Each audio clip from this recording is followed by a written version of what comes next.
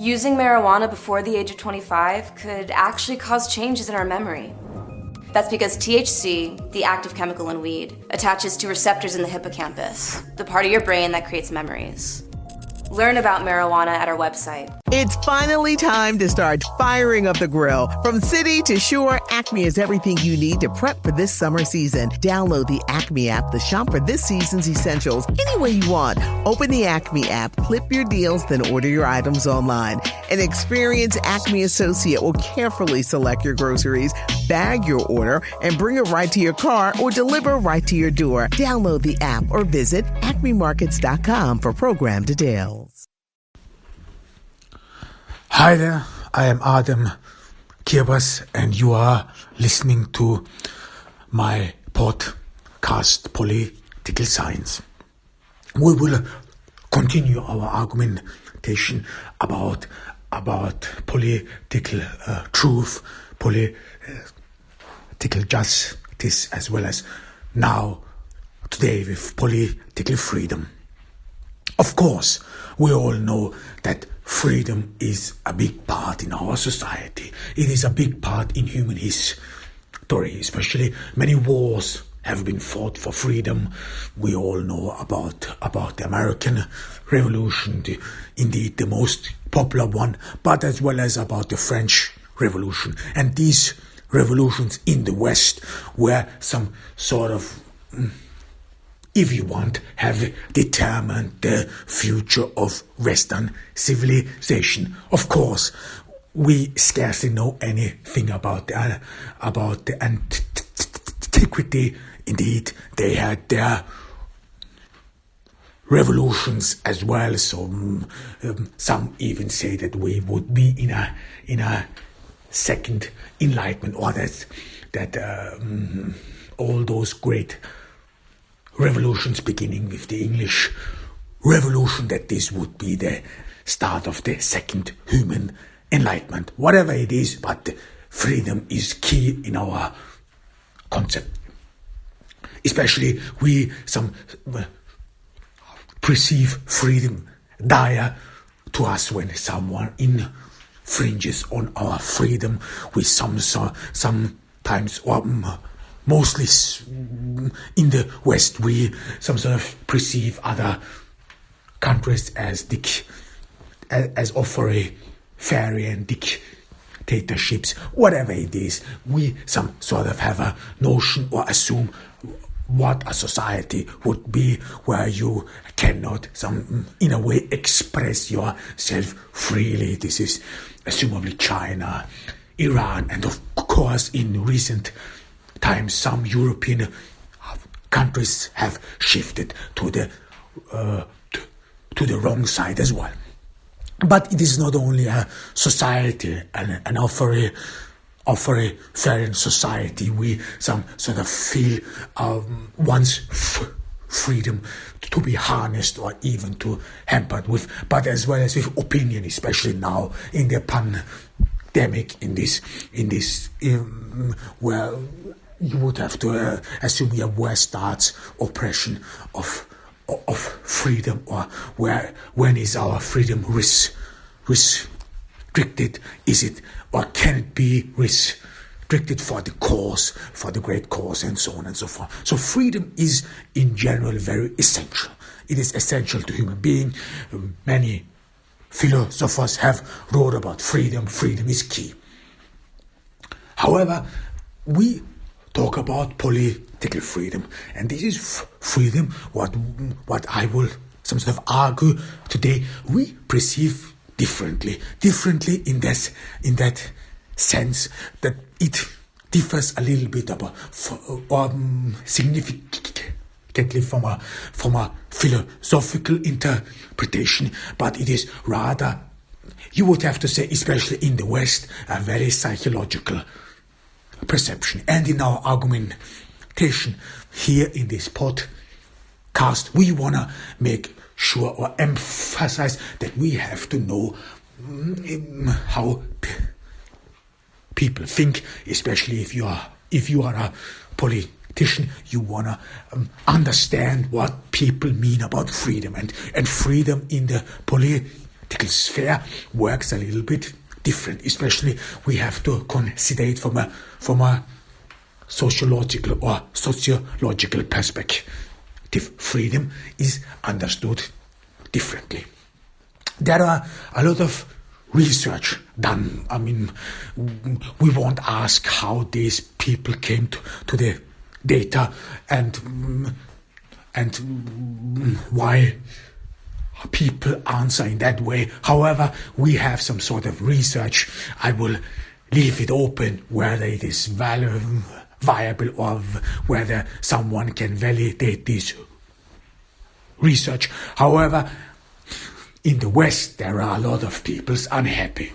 There is some sort of every time in sociology they make some sort of research, ask people, are you happy? Or, well, if you ask someone before a crisis or in a crisis, he or she will most likely say, no, I'm not happy because I fear, and so on and so forth. But in general, one assumes people are in a way unhappy. People are worried about the future. This is what politics in a way always offers, some sort of solutions for your future.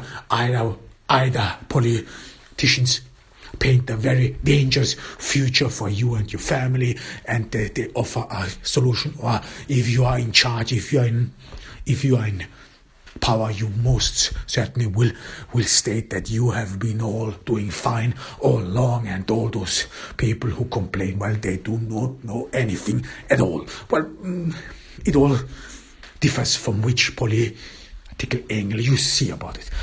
But however it is, unhappiness is a key component, especially in the political sphere. Unhappiness with not only with a political system, of course. I mean, if a political system, like let's say in my home country, in Austria, which is some sort of fragile, which has a lot of changing commanders in chief, where you not really know what is going on behind the scenes. Well, this is, of course, this leads to frustration. This leads to insecurity about the future, and you do not know what could come next. I mean, this is understandable. So, in a political sense, we would say, of course, a very fragile government, or if in a country where freedom is oppressed, of course, people are unhappy with the political situation. Or let's say if you, I don't know, live in a democratic free society, you might be unhappy that the commander in chief is from a different political background or from a different ideological sphere. You don't like that, you hate that, oh my goodness, I don't know, America goes down the dogs, and so on and so forth. So we all know these discussions, they are pretty imminent. However, unhappiness is as well as a key in your social understanding. This is so much so important that unhappiness with your life, with your situation, and so on, can be a major determinant which political party someone elects. This is key, and this is what we have to understand in as a politician, but as well as someone who is interested in politics. Why actually think people that they are unhappy? I mean, of course, there are a lot of explanations, and again, social research it is always a bit tricky, because if you ask someone, "Are you doing well?" most of us would say, "Yeah, well, I'm doing fine, but it could be better." We some sort of always assume that we should do better, and so on and so forth, and we will talk about this a little bit. But we cannot go too much into detail, because this would be then backed up, or this would then really where we have to go in those different social milieus, where we should really analyze the thinking of everyone. I mean, I have another podcast where I do a little bit of this analysis about this research. However, but here in our political sphere, or in our podcast about political science, we will some sort of look about the general perception of unhappiness, especially in the population, and this is key in understanding why some voters vote for some party and so on and so forth. So we will rather some sort of confine us to a bigger scope, but not so much go into detail, because this is then, or this would be entirely the topic of sociology. Very interesting indeed. I mean, and political parties pay a lot of money to get this information. I mean, why does anyone vote for a specific party and so on? I mean, just for an example, this is what the scandal of Facebook was all about. That they some sort of gave away sensible data, which some helped a research group to understand election behavior or voter behavior. So this is pretty much crucial. This is pretty much key. So do not underestimate this. But in our argumentation, we will say for the term of simplicity, there is some sort of a common perception of unhappiness. I mean, this is in a way as well as understandable, so we do not say something entirely alien, because assumably if someone does well in a society, if you're successful in a society, if you, well, I don't want to say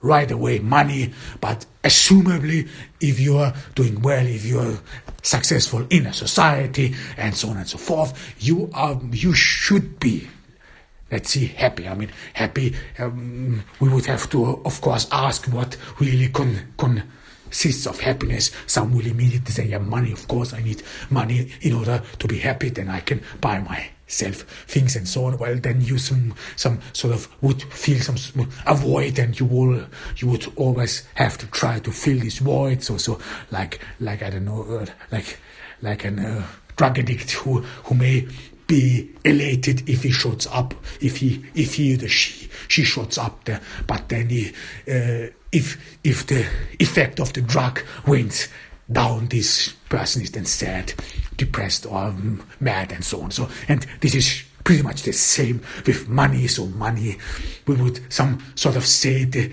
unhappiness is like happiness. This is a state which lasts, and we will not go too much into detail, especially in a philosophical inquiry. I mean, in the ancient or in antiquity, especially in the Greek philosophy, if you pursue the good, then you are always happy. So this is what pretty much comes through in Plato. This pretty much comes through in Aristotle and so on and so on. So happiness, you pursue a good, but if you're unhappy, then you assumably would pursue some bad things and so on and so on. So it pretty much too simple. But however, I will talk about happiness. This is a very important topic. I will talk about happiness somewhere else in this other podcast I'm talking about. However, unhappiness, or at least how we feel or why we feel unhappy, there are actually a lot of reasons for that. Again, if you're not successful, or let's start this discussion differently. We talked about freedom. And in our free society, like in the West, you can some sort of become everything you want, no matter it is real or not. I mean, those dreams like that you become or that you can become a millionaire in the US, these dreams, some sort of are over. We know, of course, this is not the reality anymore and so on. But in the free society, or in a free Western society where you are not being oppressed, where you some sort of have access to basic human needs like education and, of course, the opportunity to improve your social standing, you would assume that everyone is happy. And you would then rightly assume that if you have all those resources and if the state can support you in a way whatsoever, then you can go to schools or you can get yourself any degrees you want and so on and so forth. So you can become the CEO of every company you want, no matter which company it is. And so no matter what you are, you some sort of are free. This is at least what I would say a naive perspective would assume. No matter what it is, you can become whatever you want. Well, we all know, of course, this is not true in reality, or at least I assume maybe some will disagree. They should disagree. We live in a free society, and other opinions are very important for us in order to some sort of learn something. Everyone, no matter who is, has a wish or demand to learn something. But however it is, with these a lot of freedoms comes, of course, a lot of demands. Everyone would assume that. I mean, if let's say someone from an oppressed country would come along and state to you, yeah, why are you just an ordinary plumber? Why are you just an ordinary guy? Why didn't you go to college and graduated there? Because you're free, you can do whatever you want, and I am oppressed, and in my country you don't even have a chance to go to school, especially let's say if you live in a country where women are oppressed severely, so they cannot go to school, and then some sort of a woman would come along and would sort of accuse a woman from the West, why are you just a shop assistant? Why are you just a simple secretary? We don't have access to education. Why didn't you accomplish something? Of course. And this would put a lot of demand on this woman. Of course, I mean, we know it is not easy as well. So in the West, despite the fact that women have free access to education, there is a lot of psychological factors playing into why women rather choose some sort of jobs like shop assistant, hairdresser, and so on and so forth. However, we don't want to talk into detail. But however, what we see with a lot of freedom comes as well as some sort of with a lot of demand that you have to accomplish something. This is what you have in the society as well, as a man, as a man, not only as a man but as a child. You always have some sort of the demand that you should do better than your parents, especially when your parents were uneducated, did not attend school, or only the basic knowledge in school, and you, I don't know, went longer to school, you know more about them, and so on and so forth, and you should then accomplish more as them. And this is a demand, some sort of a generational demand, especially in our generation where you have a lot of information at the tip of your finger. Is Google, no matter whether Google some sort of spies on you. However, you have access to a lot of information, and yet the people do not seem to take advantage of this. Rather, we are on Facebook and sell this hideous company for free, our personal data, whatever it is. However, there is a demand on society or on you, and we cannot always fulfill this demand. I mean, we have to be honest. Not everyone is smart. I mean, I was called an idiot in my youth. It took a little bit in order to convince some people that I'm not an idiot, while others still to this day think that I'm an idiot, whatever it is. But it is always not easy. And easy in that sense, it is not always easy to accomplish in a society something. Either you are lazy, this is true, some are just lazy, but as well as that you in society have to function. a certain way. In order to go to school, sit through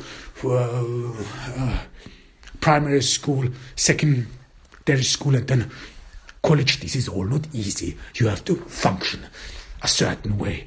I remember my siblings functioned well in the school system. I was not. I was some sort of no good in a sense, and it took time for me to develop.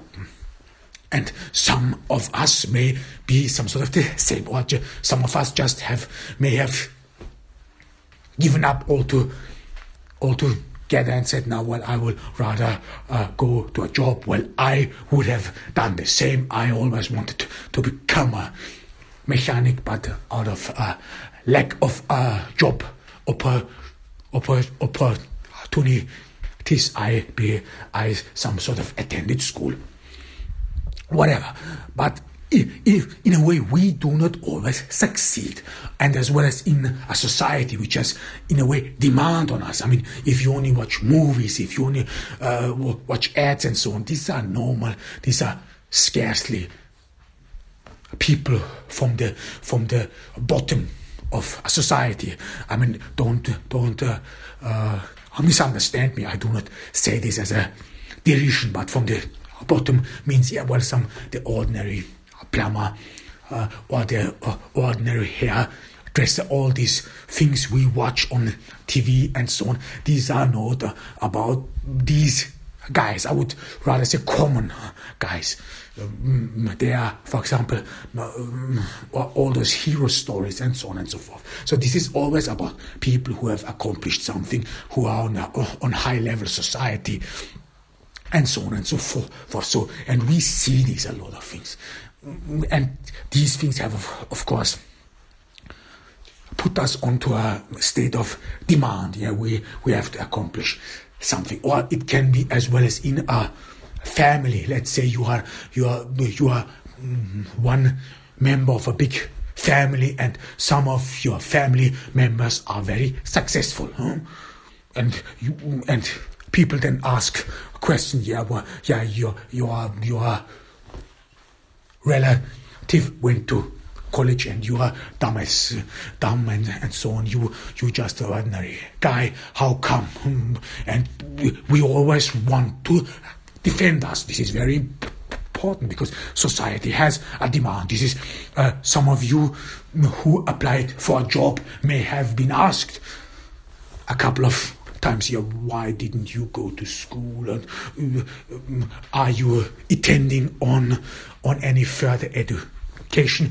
I don't know why they asked it, or maybe they only want to know whether you are ambitious or not. Whatever it is, some sort of, there is a demand on society, especially with the notion that if you some sort of are willing to never cease learning, and if you are willing to always educate yourself, you can become whatever you want. This is some sort of ideology of our time, no matter whether there is not enough jobs, especially in continental Europe. This is all not very easy, and of course jobs do not always go with merits, but rather with political affiliation. This is the case in continental Europe, or at least in Austria. However, these are all things. Society wants us to function. People in our social environment are successful. Imagine in school, some people in school they became very successful, and if there is some sort of a class meeting, everyone talks about their success, and you did not do so well. You just, I don't know, you some sort of work in the firm of your father, and so on and so forth, or you as a woman just only became a hairdresser, and if someone in front of you talks about how great it is to be the new executive of a law firm, you some sort of feel humiliated, undermined, and so on and so forth. So we know this feeling. We know this, and this of course leads for us to some sort of unhappiness, we are then unhappy with our life, with what we might assume, or it must not be seen only through the sphere of jobs. It could be as well some guy found the great luck. He is married to a beautiful and smart woman, and he has everything we always wanted to. We have been subscribing for all these dating sites, but to no avail. We did not find the right woman, and we did not find the great luck, but someone else has some sort of found it, has founded a family, and we did not succeed, and we some sort of are envious, or in a way we are unhappy with our situation, especially if we have to go home into an empty home and there is no one, and so on and so forth. So we know this as well. Or as well as with money, but money in a way, or wealth, is something always temporary. Even though everyone assumes once I have money I can do whatever I want, then I can ensure my freedom. This is true. Money in a way, or that can ensure your freedom, especially if you do not consider it from a perspective to that money would buy you just luxury goods. No, money can protect you as well.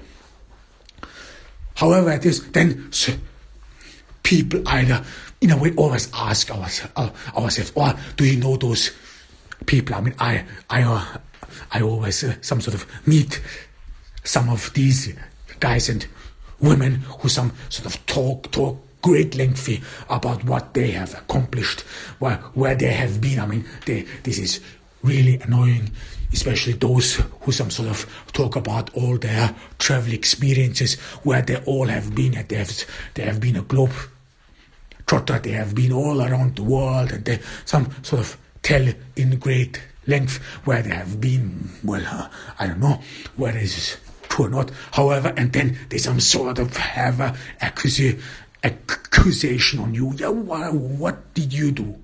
What did you do? Where have you been all these years? Well, I was, I don't know, seeing the world. Where have you been? Well, I was in my garden and was busy with getting my grill to work for my barbecue, and so on and so forth. So everyone knows these types who always want to be in the center of all attention, who some sort of want to diminish you because you have no, or you do not know the world. Well, I don't know whether you can know the world or experience the world if you travel through a lot of countries in a very short amount of time, or if you can, or just walk through a country with a backpack. Well, some say it is true experience. I would say it is hiking. But you know, and then this is some sort of accusation on us. Yeah, what did you do, and so on. And we of course justify our means. Or if you either apply for a job, or if you are at the unemployment center, people mostly ask you, why didn't you go to school? Why didn't you some sort of try to pursue further education, and so on and so forth? Of course, this makes us unhappy, especially when someone demeans us or diminishes us, and so on. And so this is hurtful, and we then try to justify us. And mostly this is what a lot of people think as well. And for example, we always have most of us have a very positive view on us, so we do not think that we are all slobs. I mean, and if someone really does, then this is sad and probably has some issues, but in general, people do not think themselves as bad or as worse. You do not assume that you are the worst human being on earth, or whatever it is. But you always some sort of blame of others. This is key. This is as well as key in understanding how voters behave, and so on and so on. And in blaming others, we always say, yeah, we would have went to school, but there was one teacher. She was the worst, and she treated me like bad, and she somehow discouraged me to go further to school and so on. Or we some sort of say, I wanted to go to school, but my parents were poor, and I had to take care of them and so on and so forth. So this is pretty much, and there are a lot of excuses. I mean, once I was asked, why didn't you, this was before I attended further studies, before I decided to attend university. I was I was asked as well, once, this was before I attended university, why didn't you go pursue further studies, and why didn't you do this? Well, I would some sort of sarcastically always say, well, I don't need university, I do not need further education, I know everything and so on. So everyone has some stupid answer and so on, which is actually not true. I don't know anything at all. I always try to educate myself further, and I hope that you do this as well, because if you are oblivious in this world, or if you live through the world without knowing anything of your world, then you some sort of are pretty much oblivious. You do not know what life really is about. Whatever it is, but some sort of we try to excuse ourselves, or we some sort of blame others. This is the most common thing. People blame others for their unhappiness. If it weren't for this, or people blame. This is very common among lefties. I would have accomplished a lot, but then we live in a capitalist society, and capitalism does not like me. They hate people like me, whatever. Maybe they do, I don't know, but mostly capitalism should not care about the individual, or does not care about the individual, at least according to the ideology of lefties and so on. However, but we have this notion of those others, those school, and increasingly, of course, as well as foreigners. So some, especially unemployed people, always are being asked. And if you are unemployed, and I am unemployed, and I have been unemployed for quite a while, then people always ask you, why don't you get a job? This is what you have been, or what you are being asked quite often. If you're unemployed, why don't you get a job? It is because people mostly assume that you are lazy. So if you're unemployed, people always assume that you are some sort of don't like working, that you are a lazy bum, and so on and so forth. This is not always the case, or shouldn't be so. But there are some times just do not just the opportunities and so on and so forth. However, but then we always try to excuse this in a way, or some sort of justify us, and then we say, I would get myself a new job, but there are foreigners. This is very common, for example, by far right people, or by some political sphere, especially in the far right, where a lot of men assume that they do not get a job because all those good jobs, they go to foreigners and so on. So this is one justification. Or another justification is, like we said before, you always assume, or you have mostly, even though if your self-perception is fragile, you always some sort of try to compensate your low standing in society. Let's be cautious with those definitions with law and so on. But however, you know what I mean. So that you are some sort of the bottom of the society. You did not attend college. You did not have you don't have a decent job. You work at, I don't know, at a fast food restaurant.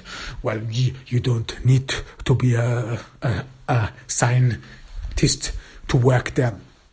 whatever it is, and then of course you in a way perceive, yeah, well, I deserve better, or we have some sort of a false self-perception that some of us think, well, we are all ingenious, or I am an ingenious, I'm a genius, I'm at the head of my time, and I do not deserve to, I don't know, work in a fast food restaurant and so on and so forth. So there are, of course, a lot of people who assume this as some, and these things have, of course, something with racial notion, or a lot of racial notion plays into this as well. You see, for example, a less black man or less migrants will complain about the job they have to do, which they think they are some sort of underneath their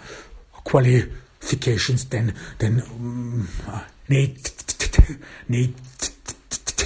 especially in Austria. The Austrian, I heard a lot from Austrian men that they cannot do this or some kind of job, because as an Austrian you always have to be smarter than migrants and so on, and it does not work well that Austrians some sort of or that a migrant is the boss of an Austrian and so on and so forth, or is being perceived smarter than an Austrian. So these racial notions play a crucial role as well. For example, if some, and this is actually pretty much the assumption of many voters, for example, who vote for far-right groups, that they assume that because they are part of a race, because they are part of the Austrian culture, or that they are Austrians, simply said that they would deserve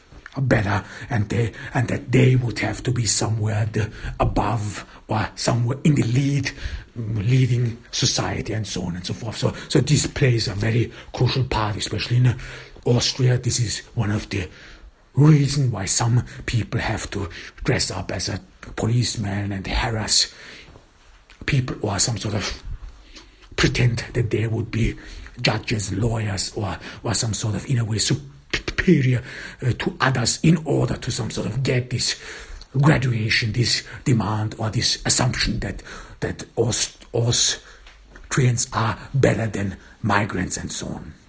This is indeed very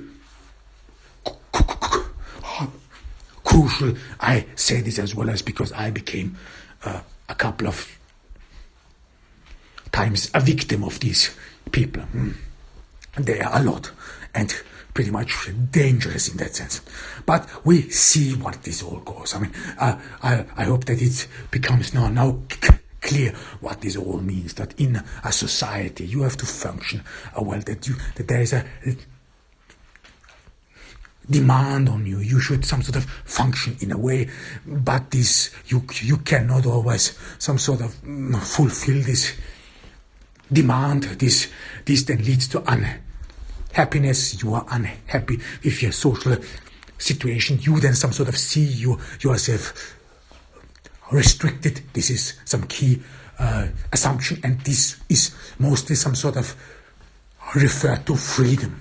This is what many people say, yeah, this notion about freedom, some sort of I am being infringed of my freedom, or I could accomplish more if I only would have more freedom, because we have some sort of, this is very common in the political sphere, that unhappiness is mostly connected with freedom. This is some sort of the justification, yeah, if I could accomplish more, if, let's say, foreigners would not infringe on my freedom, I would accomplish more if, let's say, when there wouldn't be so many migrants who take away my job, and so I cannot some sort of be free to accomplish anything in society, or I cannot some sort of be free to accomplish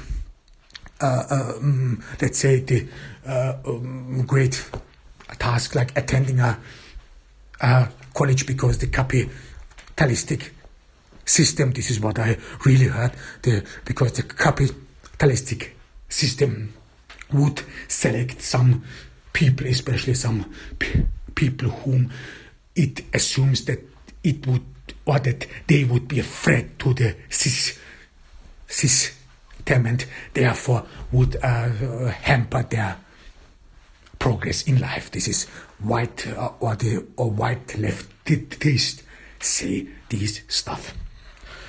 I heard a couple of these things as well. Well, we don't know. Maybe it is true. Maybe if you are some sort of talk too much about bringing the capitalistic system down, there is someone with a blacklist who writes down your name and makes your life miserable. I always assumed that these are mostly white people who make migrants and foreigners' lives miserable, but maybe it is true. I don't know. But I think you get the notion, so that we some sort of perceive an infringement because we cannot pursue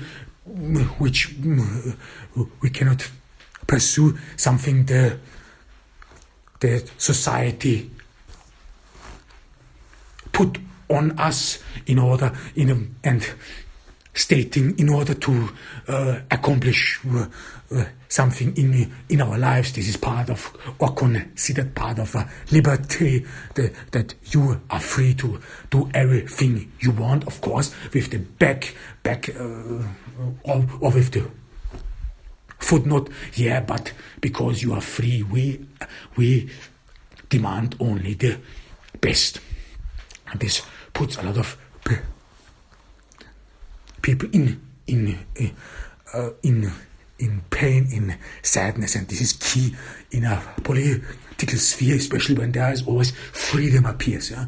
If people walk on the streets and say, yeah, we want to be free, we want to free people, or that our freedom is infringed, and so on and so forth. There's a lot of people who feel this unhappiness, who feel in a society that they are being left out and so on, or that they cannot accomplish something because other people infringe on their freedom. It's the government, it's foreigners, and so on and so forth. So this is very key. So in order, let me define then political freedom to be, let's say, to be accurate. I know this, we are not philosophical terms, or that philosophical terms may for some be unnecessary, but in our case it is important indeed.